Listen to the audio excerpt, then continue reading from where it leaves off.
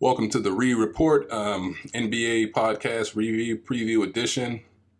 If you're watching this, you already know what happened to the Lakers last night. They got handled quite nicely by those Suns after being up 2-1. Lakers crumbled and folded. Ended up losing 3 straight to go down in 6. I predicted they would win in 6, but Phoenix must have saw what I said and said, we're doing this because that guy voted against us. And they did just that. They were the better team. I'll get right into it, but welcome to the Report. Phoenix were definitely the better team.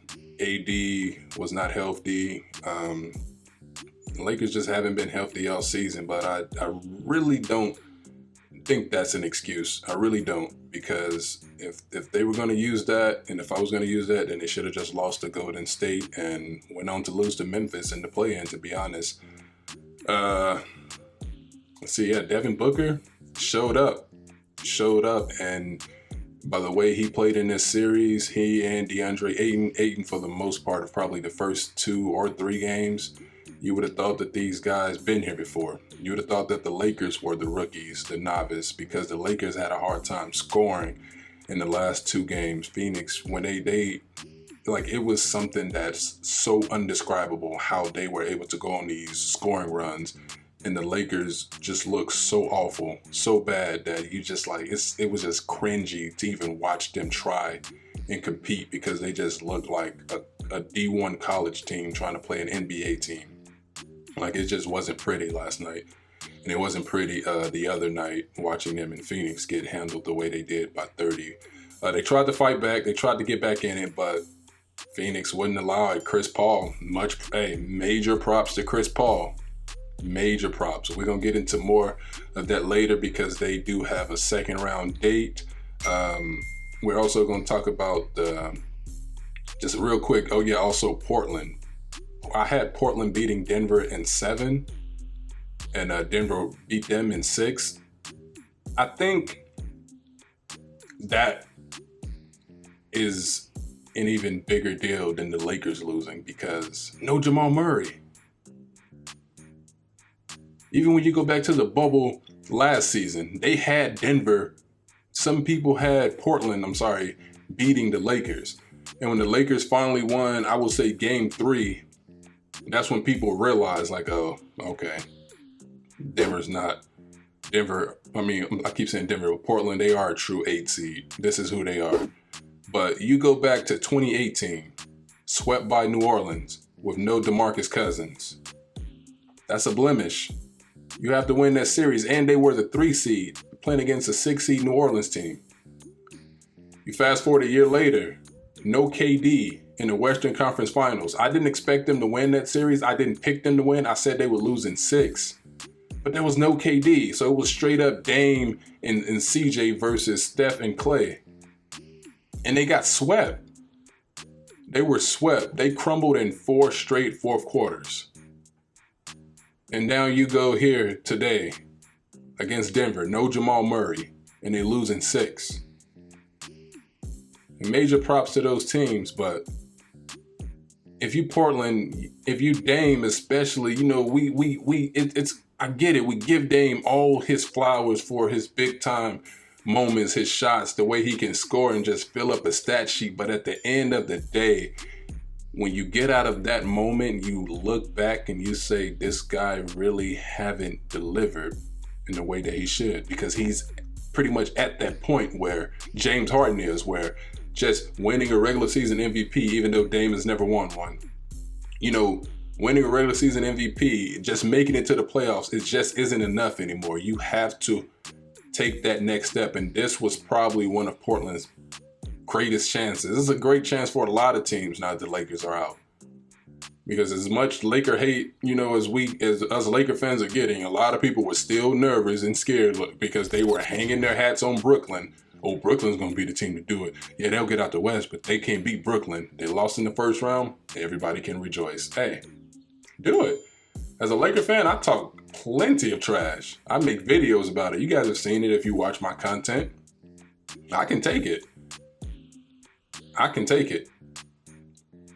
And this may be an insecure thing to say, if it may come off that way, but the reason I don't get too upset and too like I'll be like, you know, in the moment like, dang, that sucks, hurt, but I've been around to see the Lakers win plenty of championships, 6 to be exact. So, and I look at small market teams, I look at some teams that's never won, and I'd be like, damn, at least I don't root for those teams.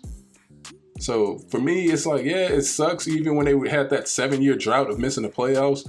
But, you know, people can criticize the championship from last year. I'm not, but hey, they won last year and I've seen them win 6. So what do you want me to say? I was hurt last night. I was like disappointed, but hey, it is what it is. The Lakers are a historic franchise, and yesterday they just looked really bad. Even, you know, the last 3 games of that series, Phoenix just took it to them. I'm not giving them a AD was injured pass, you know? I'm not giving them that pass. LeBron didn't show up, and I know that I'm all over the place with both series, but, you know, even back to Portland, it was bad.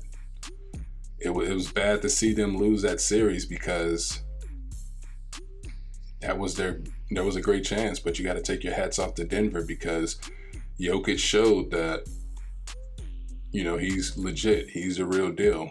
And now they have a second round matchup with Phoenix. But we're now going to talk about, we're going to preview those semifinal matchups.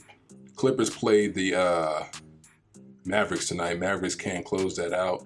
So depending on how that go, I'll just edit a separate video. I'll just edit that in if the Mavericks close out tonight. But if they don't, I'll just, you know, preview the 3 matchups that we already have set and then do Jazz and Clippers tomorrow or whenever Game 7 wraps up. But first, we're going to start in the Eastern Conference, and we're going to go, you know, to Philly. We're going to go to Philly and Atlanta. Philly took it to Washington in the first round, which they should have. Atlanta surprisingly took it to the Knicks, which I didn't expect. I had the Knicks winning that series in 6, and I had the Sixers beating the Wizards in 5, which they did. But yeah, the Knicks were just a major disappointment as well. You know, Randall, especially coming off Most Improved Player, the great regular season. I know he's a rookie to the playoffs, but this is going to stick with him until he can take the Knicks to the next step. But, you know, to Philly and Atlanta, we all know Joel Embiid. He has a torn meniscus. I'm not sure his timetable. Haven't seen anything, but assuming if he's not healthy, but if he were healthy, I would give Philly this one in 6. I would say that they could build a 3-1 lead on Atlanta, and then Atlanta could win that one more before Philly closes it out in Atlanta in the A.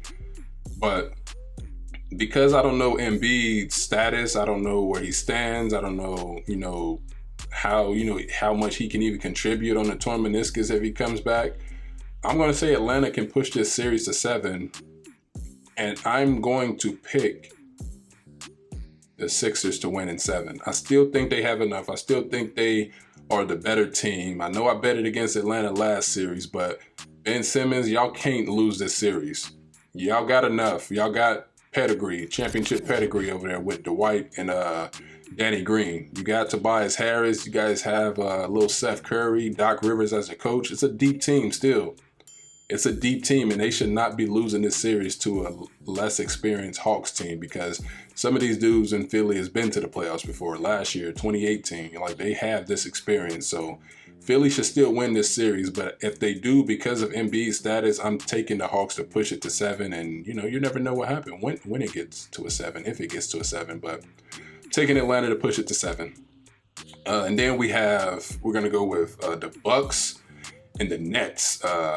The Nets beat Boston in 5. I called that one. That one went the way I thought it would. I knew Tatum could get them 1, and he did it by scoring 50, which he would have had to have done, you know, in every game in order for them to win, and that probably still wouldn't have been enough. If Jaylen Brown were there, I would say they would get 1 more, but they were never going to beat the New Jersey Nets. I did that on purpose. The Brooklyn Nets.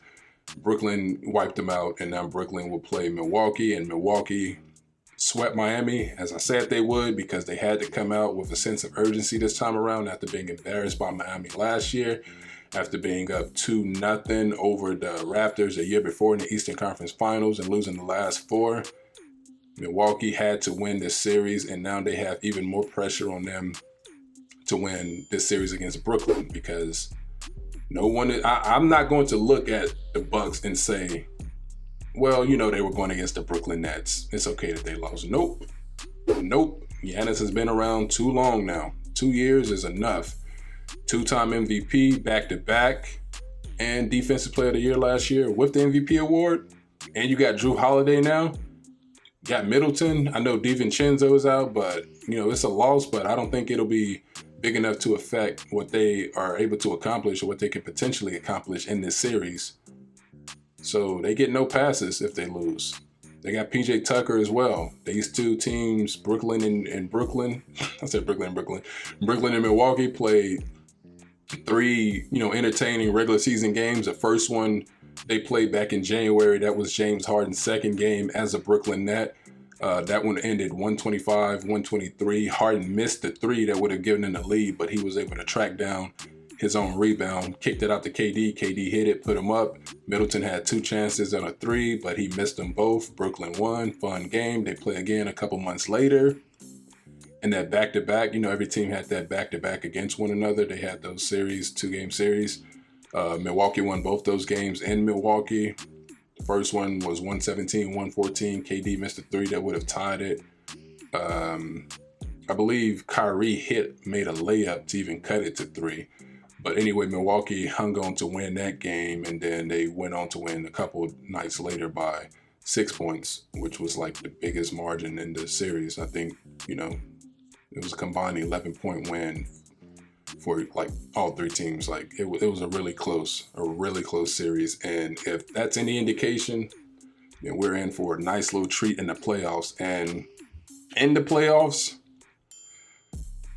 see, Brooklyn's big 3, they've only played 8 games together. But that little 8-game sample was enough to show that this team is for real. They can gel well and they can play together. But this is where I think it ends for Brooklyn. Because Milwaukee, again, they have a huge chip. 2 years of a chip. And they have a great defensive team. A great coach who can coach on defense. And if anybody can beat Brooklyn, I think it's this team. I think Brooklyn messed around and caught the Bucks at the wrong time, because they have the defense that can ungel Brooklyn's chemistry. They can expose the short amount of games that these 3 guys have played with each other. And I think they will. I'm going to take Brooklyn to fall to Milwaukee. And it won't even go 7. It'll go 6. I got Milwaukee in 6 because they've been around long enough, and it's also that gut feeling. It's also a gut feeling like a Mavericks 10 years ago feeling when they upset the Lakers in the first round and the second round. Swept them. Brooklyn won't be swept by Milwaukee. Milwaukee's not going to sweep Brooklyn. But they will win. They will win this series and advance to the Eastern Conference Finals to play the 76ers. And we are going to talk about that one in the next video. But until then, let's just move on to, for right now, our last prediction, which is the Phoenix Suns. What? After 11 years, the Phoenix Suns, who lost to the Lakers 11 years ago in 6 games in the Western Conference Finals, they are back in the playoffs. They beat down the Lakers in 6, and now they play the Denver Nuggets, who I thought would lose to Portland in 7. And, I don't remember. Let me look up the regular season series between these 2 teams. So looking at Denver and the series between these 2 teams in the regular season, the Nuggets took 2 out of 3. Suns won 106-103 in Denver, and then they played a 2-game set in Phoenix where the Nuggets won both those games. They won 130-122 in overtime, and in the very next game, They won 120 to 112 in double overtime. So these were two entertaining games as well. I don't believe I caught these games, but you know, two straight games against the same opponent that went into overtime. So they had to have been really entertaining games. So, but there's no Jamal Murray for Denver, and they still have a deep roster. They still have a very good team. But Phoenix, you can't just beat the defending champions and then go home right after that, right? Like you can't do that. Like Dallas didn't do that in 2011. They swept the Lakers and they went on to beat LeBron, beat Wade, beat Bosh, beat Pat Riley, beat Eric Spoelstra, all them dudes in the finals, beat the Heat in the finals. You can't beat the champions and lose the very next round. Phoenix has to win this series. There's no way they can lose this series against the Nuggets. And I'm not trying to disrespect the Nuggets, but like I said, at some point in time, it catches up with you. Now, if the Nuggets go on to win the championship, I can guarantee you they'll trade Jamal Murray. They'll trade him, but they're not winning the championship without Jamal Murray. I think it catches up with them in this series, and I'm going to pick them to beat the Nuggets. We talked about the Suns' lack of playoff experience going into the LA series. But like I said earlier, they proved that they looked as if they were the more seasoned playoff team. Even though they only had one guy, really. I mean, they had Crowder as well, who was in the finals with Miami last year. But CP3 is their most seasoned vet. And CP3 did not let them lose. Even with a bum shoulder and all, he did not let his team lose. And it is a tough series to pick. And if you really listen to what I'm saying, I'm picking this series just based off the fact that Phoenix beat the Lakers. And the Lakers are the champs. And you can't beat the champs and not go on. The Nuggets, Jokic is the MVP in my opinion. I think he's going to win it. They got Austin. They got Porter. They have a squad out there in Denver, but I think it ends here.